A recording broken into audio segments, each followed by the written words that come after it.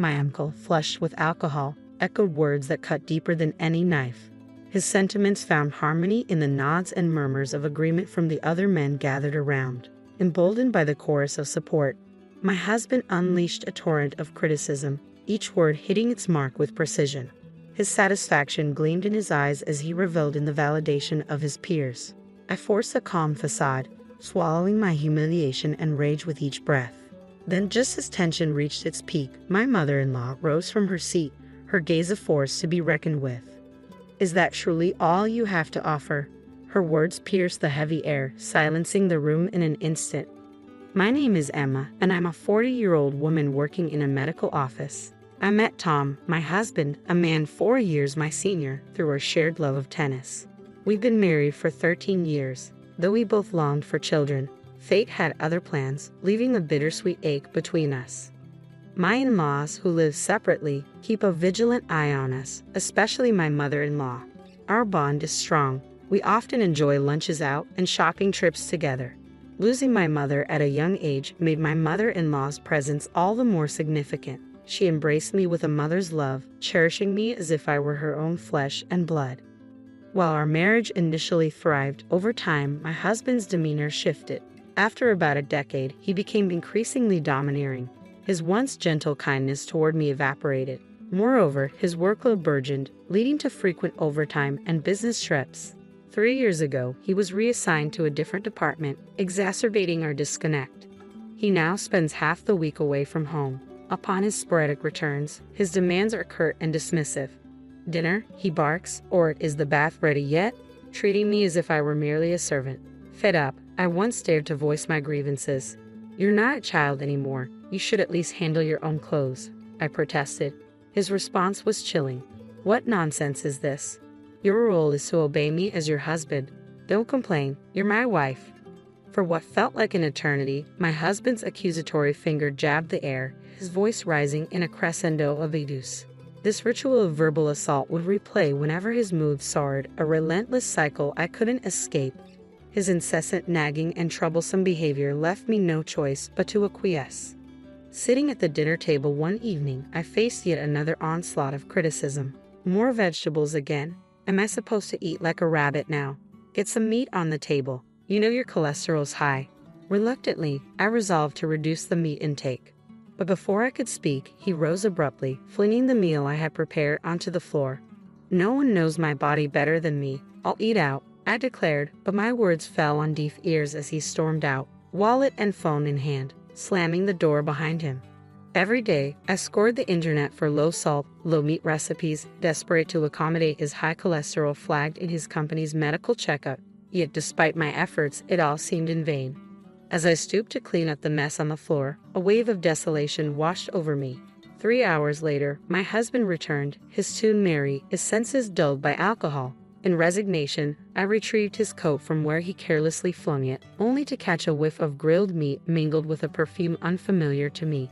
Doubts that had lingered in the shadows of my mind surfaced with renewed intensity. I had suspected infidelity in the past, but lacking concrete evidence, I chose to suppress my concerns. Yet the distinct scent of that perfume fueled my suspicions like never before. From then on, whenever my husband's temper flared, he would vanish without explanation, returning home only to rush into the shower. Each time, the telltale fragrance lingered in the air, a haunting reminder that something was amiss. Soon, his careless whistling in the shower would be silenced unless I confronted the truth lurking within his coat. Bolstered by my growing conviction of his infidelity, I resolved to gather evidence to confront him. 3 weeks later, on New Year's Day, we made our customary visit to my in-laws' home, where relatives congregated for the annual celebration. The table was adorned with a feast prepared lovingly by my mother-in-law, a colorful array tempting the senses. Amid greetings exchanged and well wishes shared, my husband's discontent simmered just beneath the surface.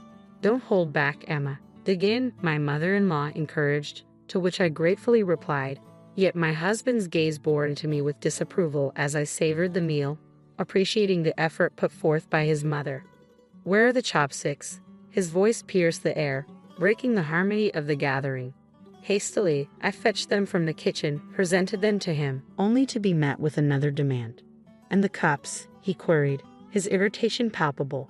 Shouldn't she anticipate these things without being asked? You need to be more attentive to your surroundings, he chided, his words like barbs aimed at my every move. Despite the presence of our extended family, my husband's verbal assaults persisted. I'm not a mind reader. You have to communicate with me, he insisted, his tone cutting through the festive atmosphere. Suppressing my frustration, I handed him a glass, which he accepted with a charming smile as he sipped the sake poured by our relatives.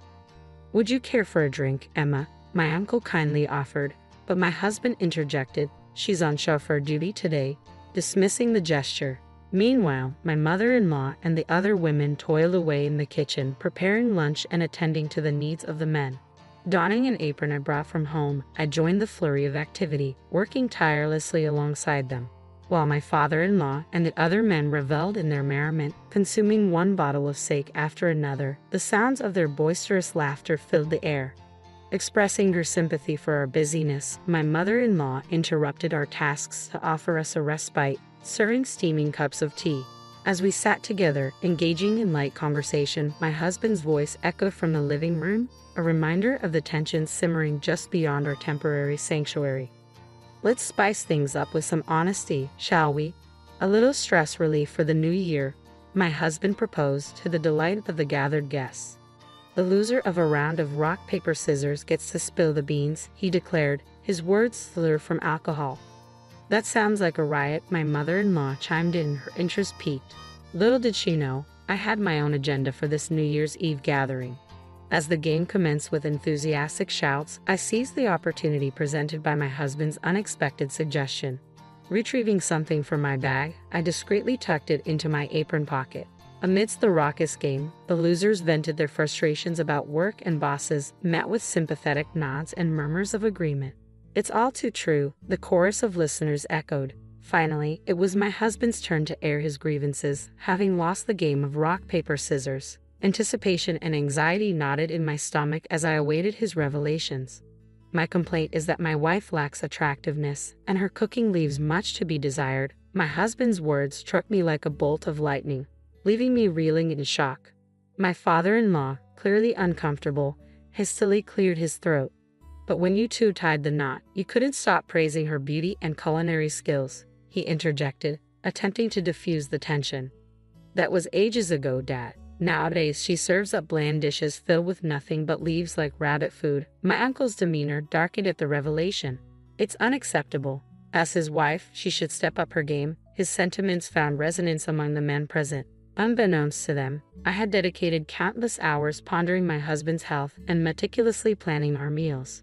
Yet their words flowed freely, oblivious to my efforts. Overwhelmed by a cocktail of embarrassment and fury, I longed to escape. As the conversation shifted to complaints about wives, my husband led the charge. I toil away every day, yet my allowance remains unchanged. Stop your griping and obey me, my father-in-law chuckled in agreement, while the wives, downtrodden, remained silent. Then it was my husband's turn once more. Everyone else is blessed with children, he declared, but my wife is defective, incapable of bearing offspring.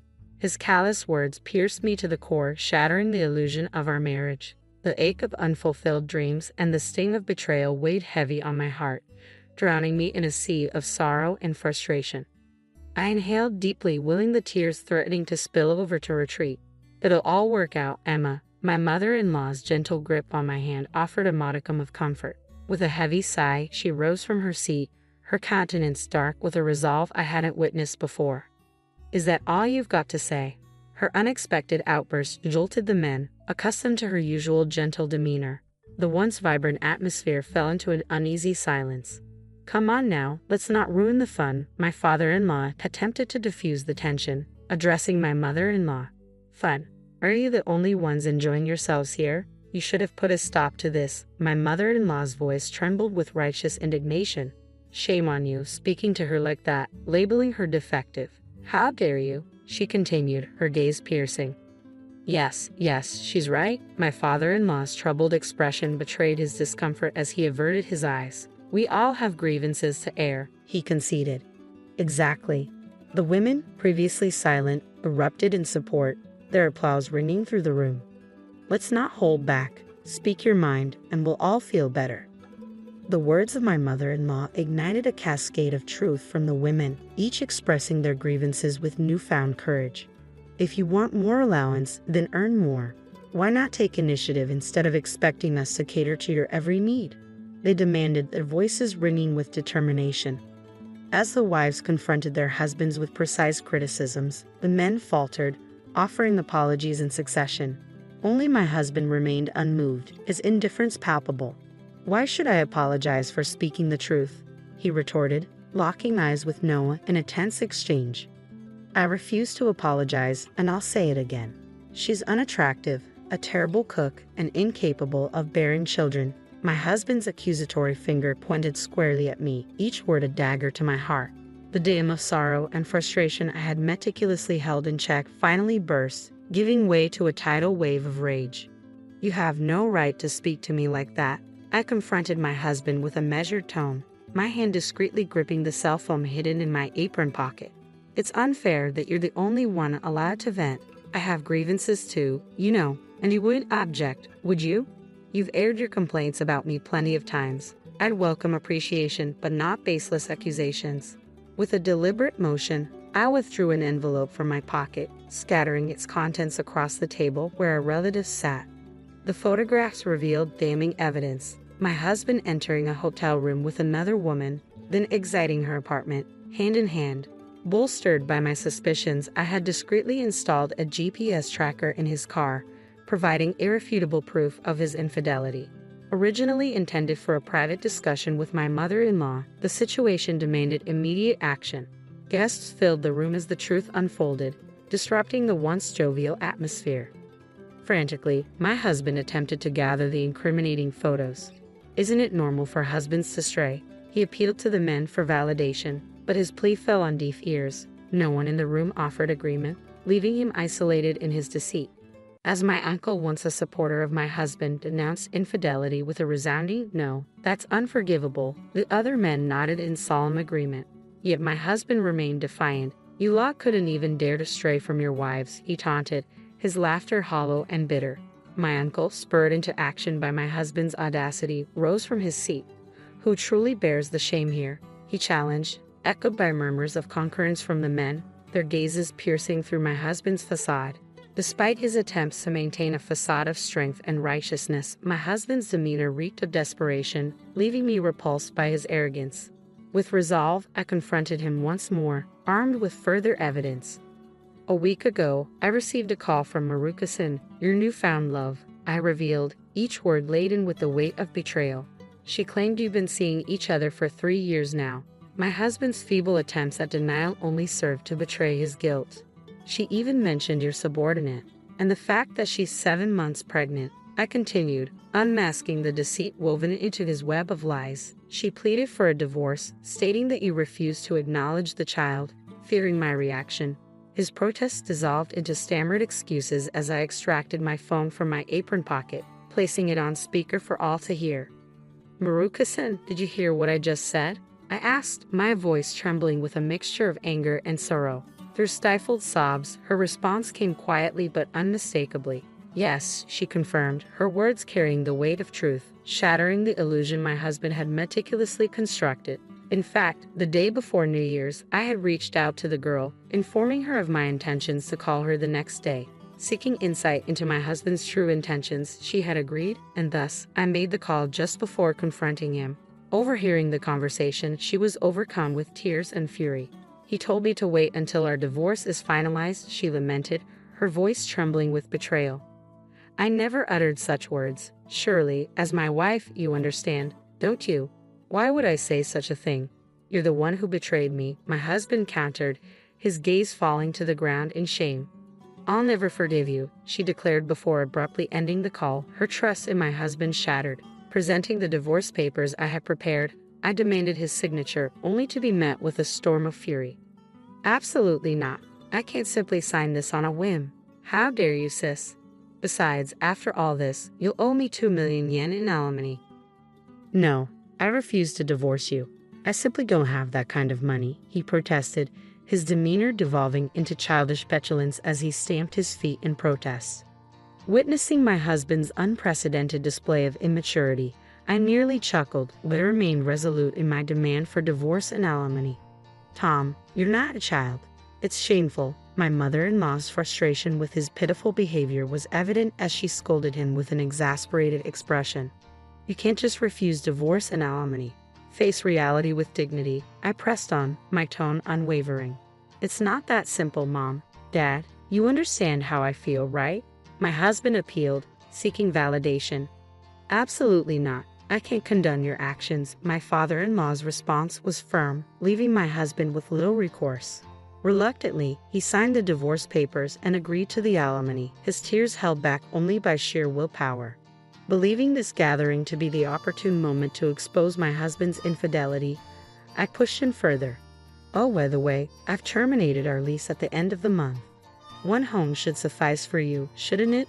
My words were met with applause from the women and deep sighs from the men, and my husband left my in-laws' house, seemingly fleeing from the attention of everyone present.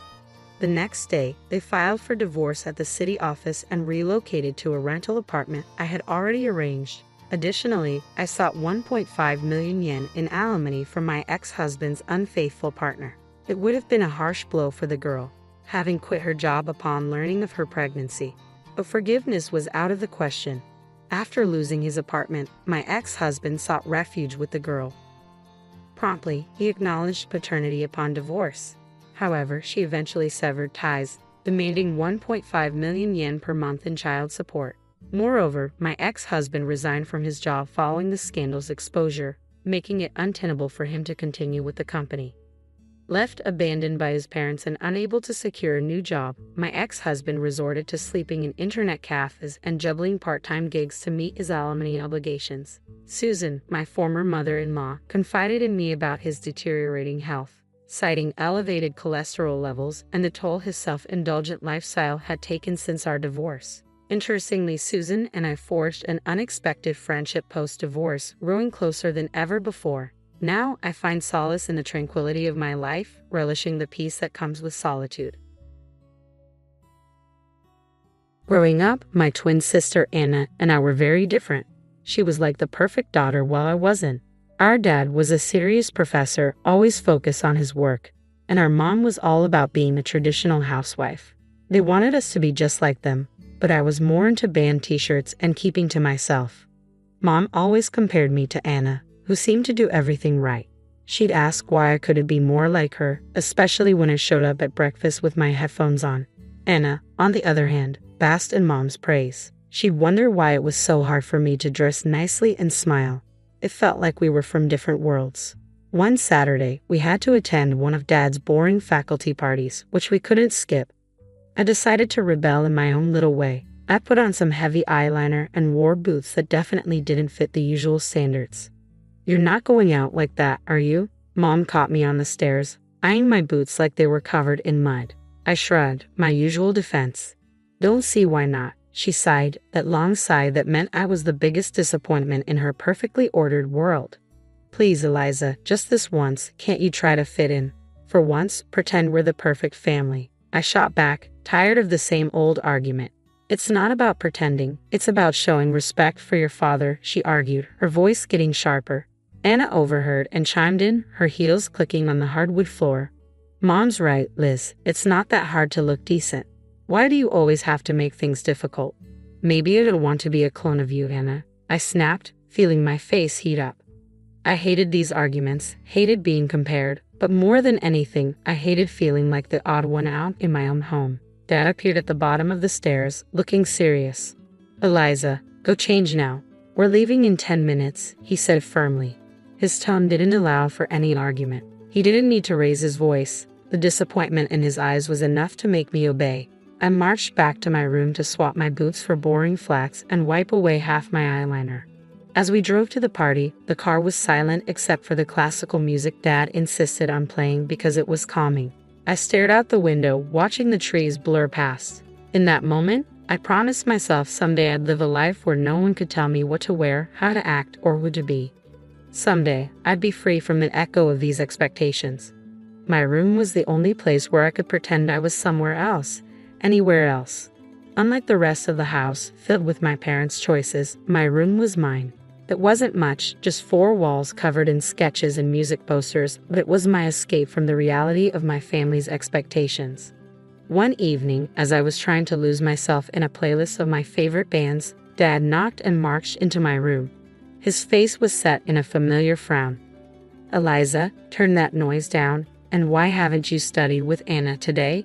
You know you both have exams coming up," he said, his voice stern. I pulled out one earbud and looked up at him, trying to keep my voice steady. "I've been studying, just not with Anna. I learn better on my own," I explained. Dad shook his head, clearly not convinced. "You know the rules. Your sister gets good grades, and you should be doing the same." "It's not about making things difficult," I said, feeling frustrated. "I just don't see why I have to follow Anna's way of doing everything. Can't I have my own way of studying?" He didn't respond to that, just shifted his complaint. "And those friends of yours? I saw you with them at the cafe yesterday. I don't think they're a good influence. You should be spending time with the daughters of my colleagues. They're more suitable." My temper rose. "Suitable for what? For you?" "Because they talk about economics and pretend to enjoy those boring university gatherings." Before he could answer, Mom appeared at the doorway, her voice sharp as she joined in. "Eliza, your father is right. Those girls are from good families. They know how to behave. They're the kind of friends you should want." I stood up, facing both of them. "What if I don't want friends who are picked for me? What if I want to choose my own friends, choose what I study, or even what I want to be?" I exclaimed. Mom's response was final. "That's enough, Eliza. You know your future is with the university. Your father has made sure of that. And after you graduate, you'll need to start thinking about settling down." The words "settling down" hung in the air like a life sentence. "You mean start thinking about being someone's wife like Anna is? Is that all you think I'm meant for?" Mom's face softened slightly, but her voice remained firm. "We want what's best for you. Following the path we've set out will give you a good life." "A good life," I repeated, the bitterness evident in my tone. "Is it a good life if it's someone else's idea of good?" No one answered. They didn't need to. We all knew there was no point in arguing. They had their plans, and they expected me to fall in line, just like Anna. Anna and I were like 2 sides of the same coin, always together but never on the same page. At university, where Dad taught, the differences between us grew even more obvious. She was into business management, the golden child, always nodding along in lectures, asking smart questions that made professors appreciate her. Meanwhile, I was stuck in the same program, but it felt like wearing a shoe on the wrong foot. Awkward, uncomfortable, and just plain wrong. One afternoon, as I trudged through a mountain of textbooks in the library, Anna breezed in, her notes organized, her smile ready. "Hey Liz, are you coming to the study group tonight? Professor Hall mentioned he's dropping by. Could be good for us to show face," she said, her tone light but insistent. I glanced up, feeling the weight of her expectations. "No, I don't think so. Those things aren't really my scene, you know," I replied. She frowned, placing her books down with a thud that matched her disapproval. "It's not about it being your scene, Liz. It's about making the right impressions. You need to start taking this seriously. We're graduating soon." I shrugged, turning back to my notes. "I am taking it seriously, just not in a way that makes me miserable. Why bother pretending? Because, Liz, sometimes you have to play the game to get ahead. You think I like all of this?" She gestured around at her perfectly tabbed textbooks and color-coded notes. "It's not about liking it, it's about doing what's necessary." I shook my head, pushing back my chair with a scrape. "Well, maybe I'm tired of doing what's necessary according to everyone else. Did you ever think of that?" Her voice softened, but her eyes were steel. "Liz, I'm just trying to look out for you. It's not going to be around to sort things out forever. What are you going to do if you keep alienating everyone? Maybe I'll figure it out on my own. Maybe I don't need to follow Dad's roadmap or yours." I shot back, feeling a surge of defiance. Anna sighed, her frustration clear. "You're so stubborn. Just try it, okay? For me, if not for yourself. Show up tonight. Talk to Professor Hall. It won't kill you," Anna urged. I looked at her, really looked at her, and saw not just my annoyingly perfect sister, but someone who actually cared in her own way. "Fine, I'll think about it," I conceded, not ready to promise more. "Thank you," she said, her smile returning. "It's not that bad, you know. You might even like it if you gave it a chance." "Doped it," I muttered, but I knew I'd lost this round. For Anna, I'd show up, sit through another boring discussion, and nod at the right times. It was just a few hours, I told myself. How bad could it be? As it turned out, not as bad as I thought. Professor Hall was surprisingly interesting when he wasn't lecturing from a podium. I even asked a question which earned a shocked but pleased look from Anna. Later, as we walked back to our dorm, Anna nudged me. See? Not so terrible, right? That fragile piece didn't last long, however. In our last year, Anna introduced us to her fiancé, a lawyer 10 years her senior, already well established and exactly what our parents dreamed of. Mom and Dad were over the moon, praising Anna for making such a smart match, and immediately turned their expectant eyes on me. Now, Eliza, it's your turn to find someone suitable, Dad said one evening over dinner, his tone implying that my time was running out. Mom nodded enthusiastically, already planning out my life as if it were another one of her well-organized home projects. Think about your future, dear. Someone who can provide for you, who has a good standing. I remember staring at my plate, feeling the walls close in. Anna's wedding was meticulously planned down to the last detail by Mom, from the bridesmaids' dresses to the floral arrangements, showcasing her perfect vision of family prestige. After the wedding, Mom often visited Anna, doling out advice and ensuring her life played out just as she had orchestrated. Witnessing this, I knew one thing for certain. I didn't want my life tailored by someone else's hands. One day, I was walking down the street, lost in thoughts of how to escape the life my parents envisioned for me when I heard the deep rumble of a motorcycle approaching. Curiosity pulled me toward the sound. That's when I saw him, Jake, with his leather jacket and carefree smile, pulling up beside me. You look like you need a ride, he called over the roar of the engine, a playful twinkle in his eyes. I hesitated, glancing back towards the path home and at his outstretched hand. What did I have to lose? Sure, why not? I replied, my voice a mix of nerves and excitement. Climbing onto the back of his bike, I felt a rush of adrenaline as we sped away. The wind whipped through my hair, and for the first time in a long time, I laughed genuinely. Jake shouted something about showing me his world, and I held on tighter, not wanting this moment to end. We stopped at a diner frequented by bikers over burgers, workers, and fries. Jake told me about his life as a welder, his passion for bikes, and his love for the open road.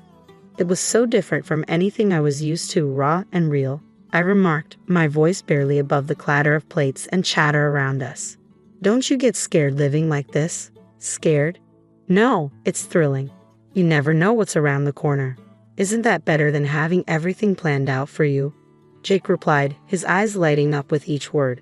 Over the next few weeks, we met secretly. Each ride on Jake's motorcycle pulled me further from the life I was supposed to live and closer to the life I wanted. The speed, the adventure, it wasn't just about the thrill. It was about feeling alive, feeling free.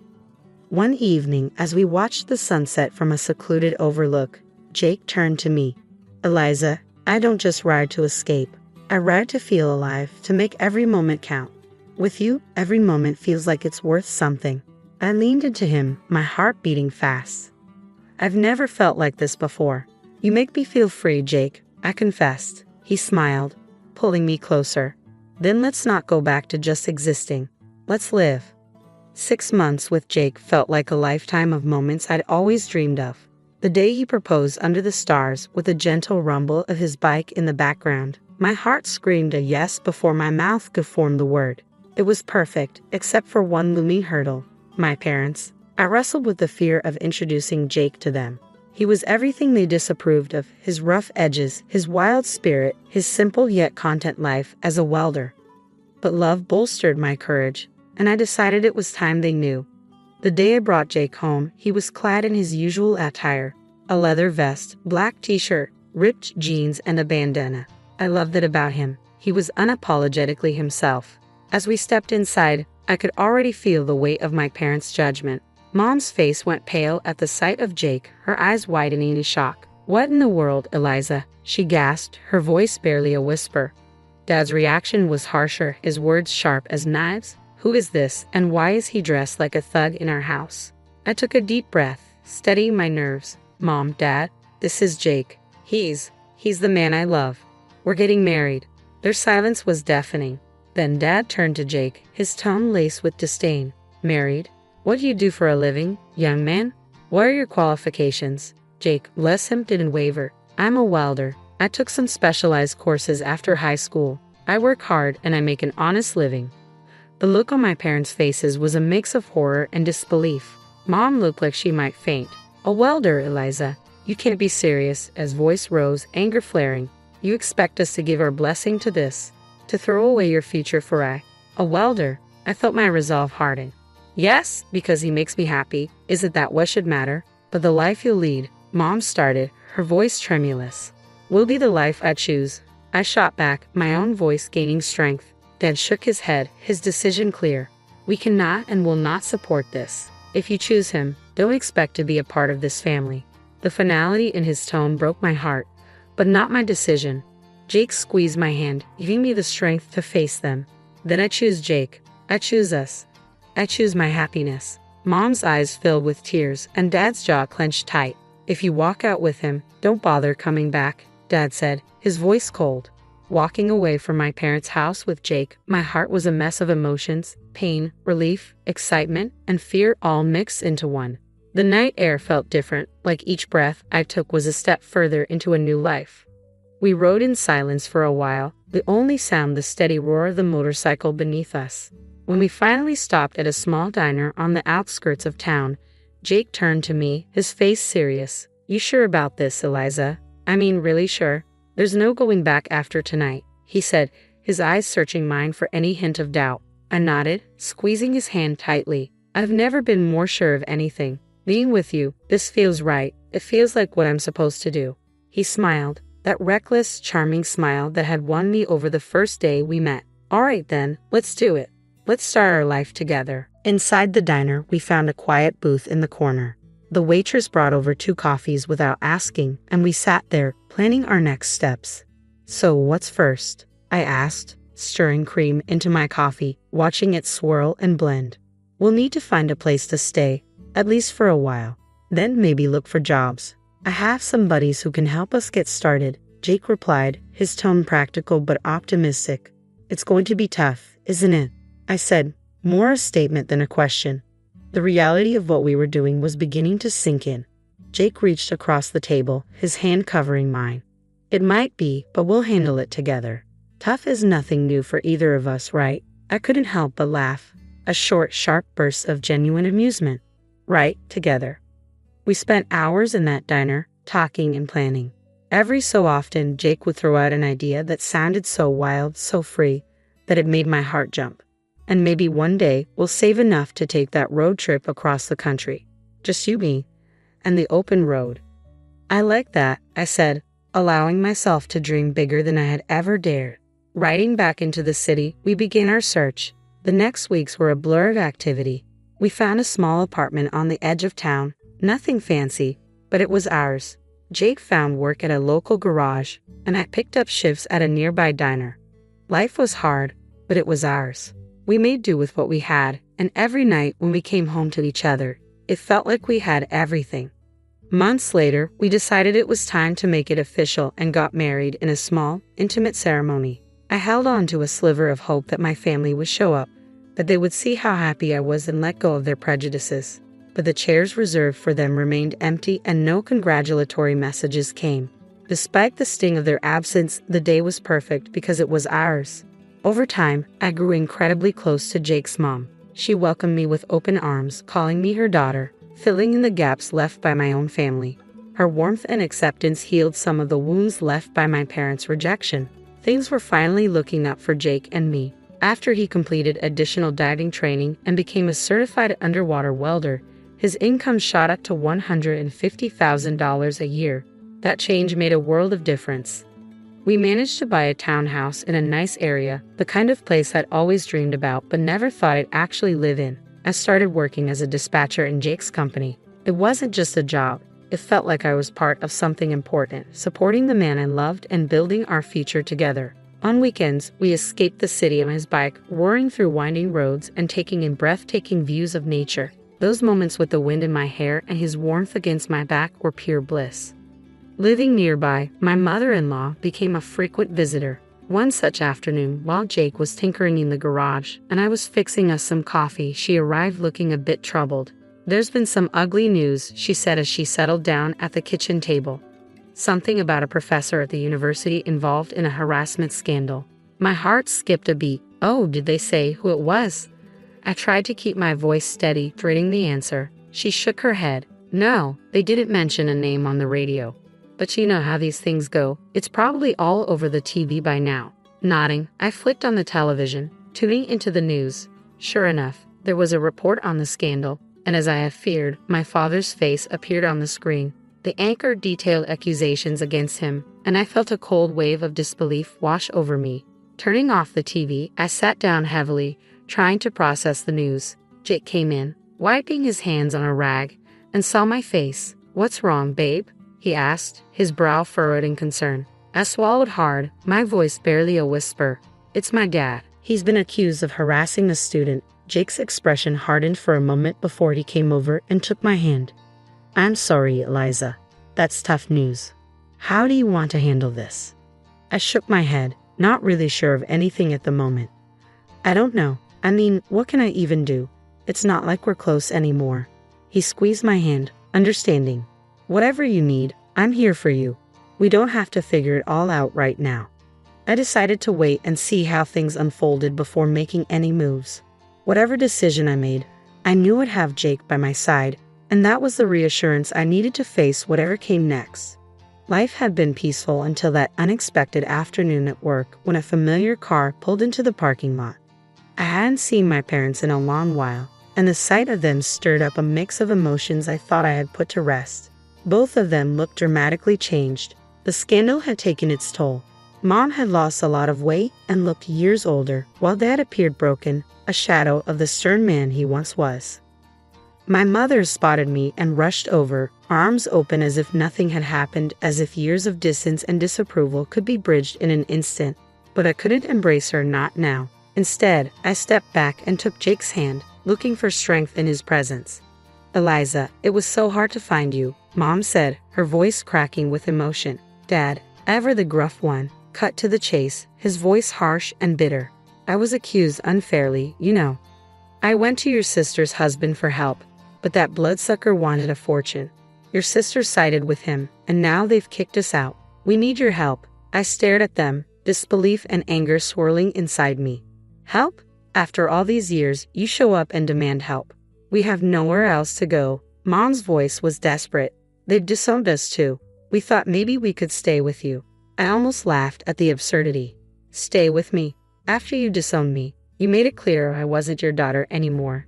Dad's face turned red, his old temper flaring up. "You owe us, Eliza, after all we've done for you." "That's where you're wrong," I interrupted, feeling Jake squeeze my hand in support. "I don't owe you anything. You threw me out because I chose my happiness over your demands, and now you want what? To just move in and pretend like we're a family." The situation was spiraling, and I could see people watching, a crowd beginning to form. Mom started to cry, her sobs loud and attracting even more attention. "You're being ungrateful after everything we've done for you," she accused through her tears. I took a deep breath, my decision clear. "No, Mom, I'm not ungrateful. I'm free and happy. You made your choices, and now you have to live with them." As we walked away, I heard my dad yelling, but Jake leaned over and quietly told the security team, "Don't let them come here again." The following months flew by, filled with love and peace. We welcomed a son, a new beginning in our growing family. My parents never came back. That day in the parking lot was the last I saw of them. And while part of me grieved for what could have been, I knew I had made the right choice for me and for my family. Have you ever heard the saying, "Your thoughts shape your words, words turn into actions, actions become habits, habits define your character, and your character shapes your destiny"? Simply put, what you think can decide where you end up in life. It might sound deep, but it's a straightforward concept. Your thoughts influence how you live. By the time you realize this, it could be too late. This is the story I want to share today. I'm Rebecca, 54 years old, working part-time as a homemaker. Married for 30 years, our 2 kids are grown, and my husband and I enjoy our days together as a couple. Retirement is approaching. I mentioned this over dinner to my husband, who's 3 years older than me and will retire in 3 years. He's been a banker for about 35 years since college. In the past, it was common to use the retirement bonus to pay off the mortgage and plan for post-retirement life. Paying off the mortgage at once with a lump sum was the norm. But times have changed. Oh, really? My husband explained that only a handful of companies offer retirement bonuses in the hundreds of thousands, and getting tens of thousands is considered good. Besides, there's the challenge of needing $200,000 for retirement, and more households prefer keeping as much cash as possible. I was quite intrigued by my husband's banker-like perspective. Regarding our house, what if we pay off a chunk to save on interest? We can then manage the remaining loan with our reduced living expenses. Fortunately, I can work as a contract employee even after retiring. It's comforting to have a financially savvy husband. You're reliable. I complimented him while pouring a glass of wine. One day, some unexpected guests arrived at our house. "Hey, Rebecca, it's been a while," greeted my 6-year-old brother and his wife, Annabelle. I must have made a face upon seeing them.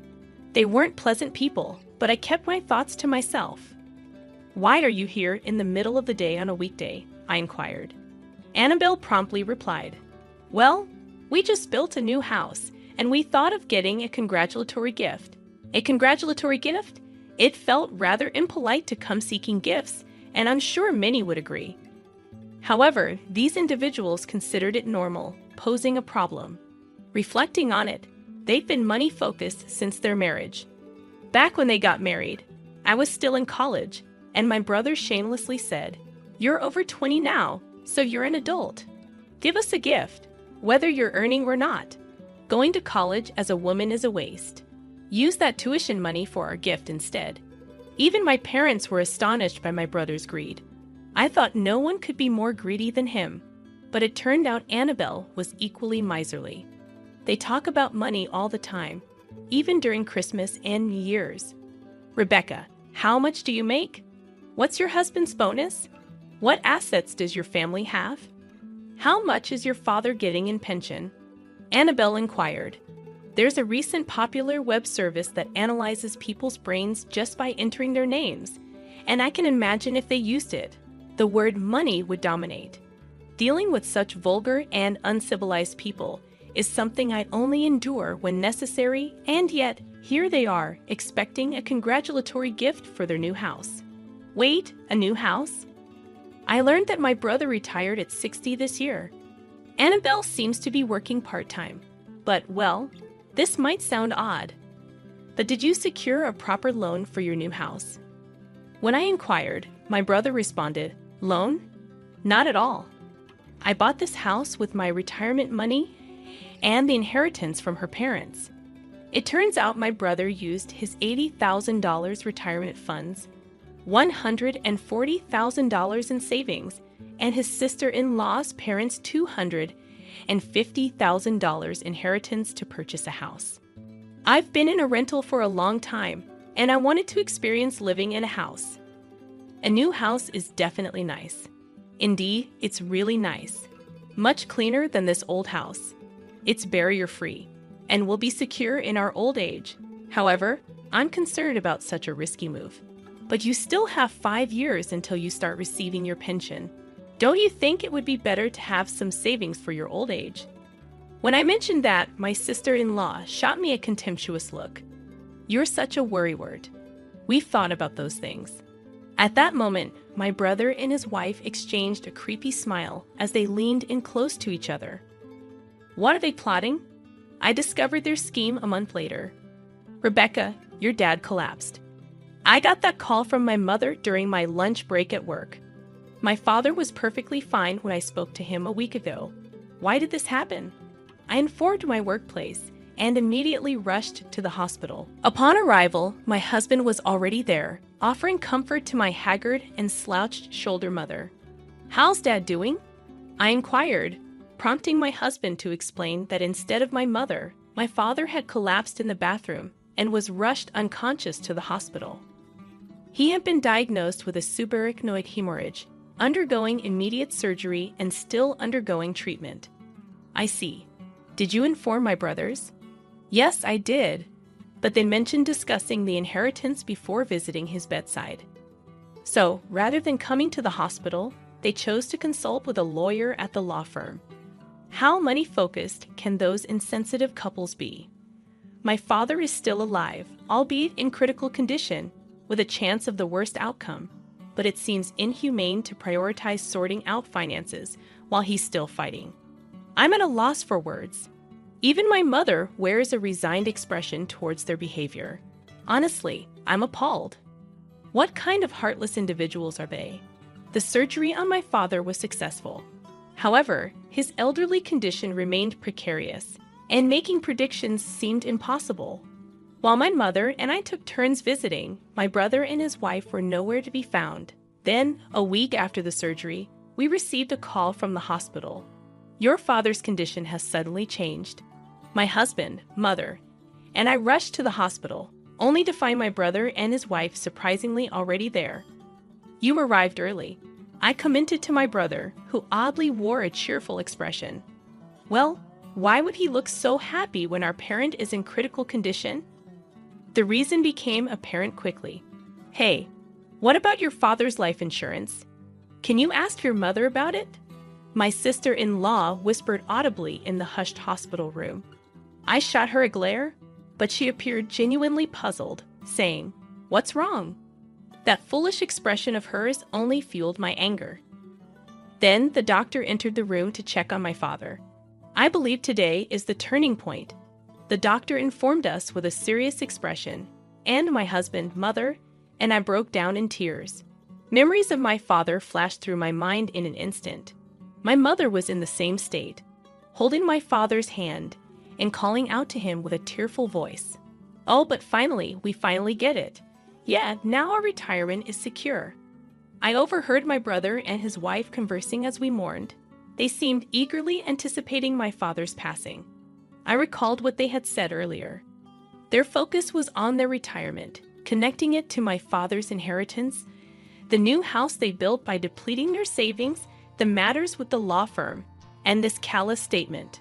My mother seemed to grasp their intentions and shot a sudden look at my brother and his wife. They had a hyena-like appearance, fixated on their prey and eagerly awaiting its demise.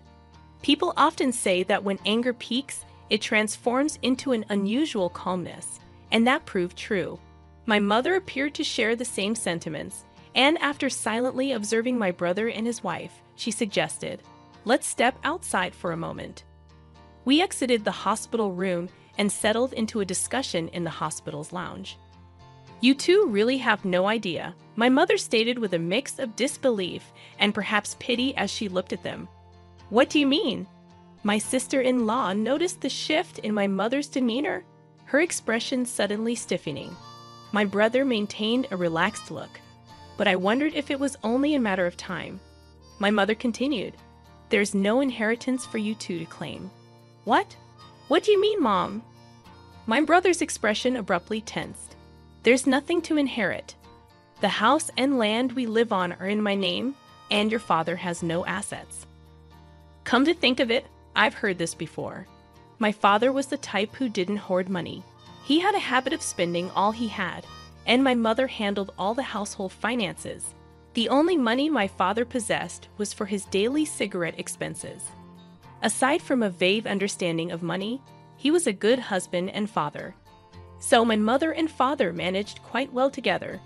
In reality, my father had no significant assets, and if anything, he only had a few dollars for his cigarette expenses in the coin purse he always carried. "But he has life insurance, right?" "Yes, but I am the beneficiary. It's none of your concern," my mother sharply replied. "Your father is still alive, and this couple is only thinking about money, bringing up life insurance." As I was about to voice my frustration, my mother intervened. "Firstly, your father is not someone who would succumb to something like this. He stayed calm during a motorcycle accident, when caught in an avalanche while skiing, and even when he was ill. He has overcome cancer and liver cirrhosis with sheer willpower. If you're concerned about inheritance, shouldn't you be more focused on your own spouse than your stepfather?"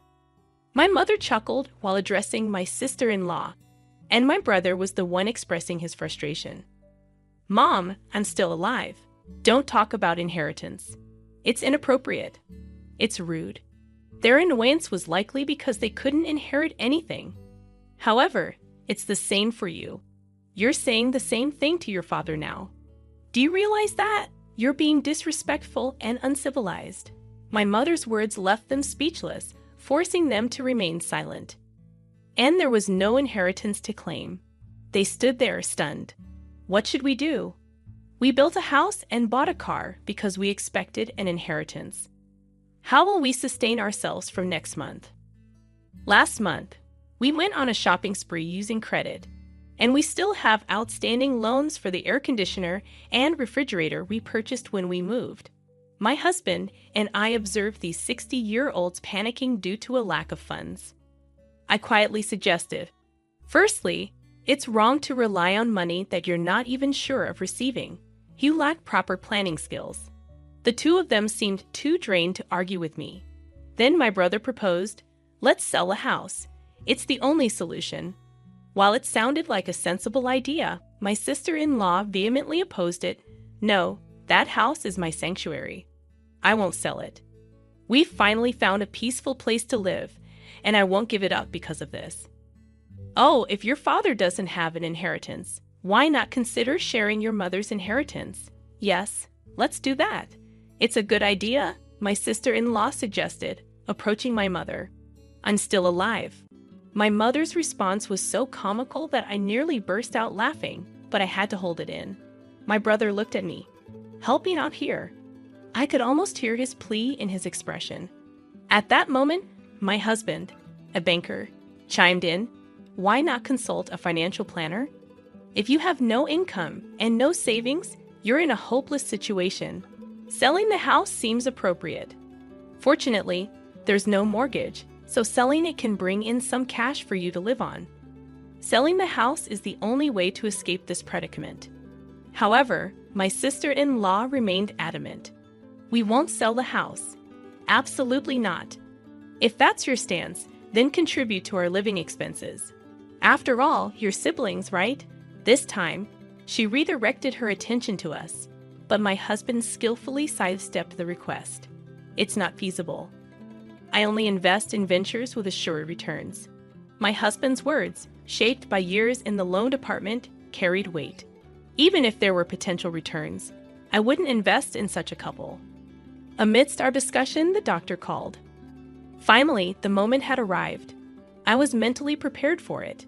When my mother returned from the hospital room, she informed us, "It might not be good news for you. Your father has regained consciousness." She said this while casting a cold stare at my brother and his wife. My husband and I felt a wave of relief at my mother's words, and tears welled in our eyes. My brother and his wife, having realized they would not inherit anything, seemed indifferent to my father's condition. Yet perhaps they were attempting to maintain the facade of concerned children. "Dad, that's great. Yes, you're right." They uttered these insincere words. As my husband and I entered the hospital room after my mother, my brother and his wife trailed behind with seemingly innocent faces. Just before they could enter, my mother halted them. "You two are excused. Your obsession with money sickens me. If you have the time to visit, contemplate your life from tomorrow onwards." She dismissed them like stray dogs and concluded with this remark. "I'll leave you with this message. Thoughts become words. Words become actions. Actions become habits. Habits become character. And character becomes destiny." My brother and his wife were left stunned by my mother's unexpected speech. Huh? In essence, your thoughts ultimately shape your destiny. Unless you alter your thinking, your destiny remains unchanged. Reflect on this carefully. Consider how foolish, unsightly, and pitiable your actions are. With that, my mother firmly shut the door to the hospital room, signaling her determination to break ties with her son. Following that, my brother and his wife were compelled to sell their house. They had to part with their recently constructed home and land for less than a quarter of the $400,000 they initially paid, just 6 months after putting it on the market. This was due to the discovery that the ground in the area was quite unstable, causing land prices to plummet. Moreover, the surplus of houses for sale in the vicinity led to buyers offering very low prices. Despite their reluctance, they had no choice but to sell the house. The unemployed couple now has only a meager amount of cash to sustain them in their old age. it's likely that the funds will deplete before they begin receiving their pension in 5 years. My brother resorts to working as a day laborer for daily wages, while my sister-in-law takes on part-time work. It's a lamentable tale of individuals self-destructing by relying on their parents' inheritance. I hope they grasp the gravity of my mother's words. Surprisingly, there are many stories like this. When people become fixated on money, their judgment often falters. A previous customer of mine once remarked, "When my parents pass away, I'll use the inheritance to pay off my mortgage. So please arrange it for a 20-year term." Such cases are not uncommon. It appears that such situations are prevalent in the world. It's indeed a significant issue. Bankers, dealing with a diverse range of individuals, undoubtedly have a challenging job. There are countless untold stories due to confidentiality. Perhaps I should let my husband take over as the next storyteller. He might have even more fascinating tales to share. Just kidding. How did you find this story? Don't forget to subscribe to the channel.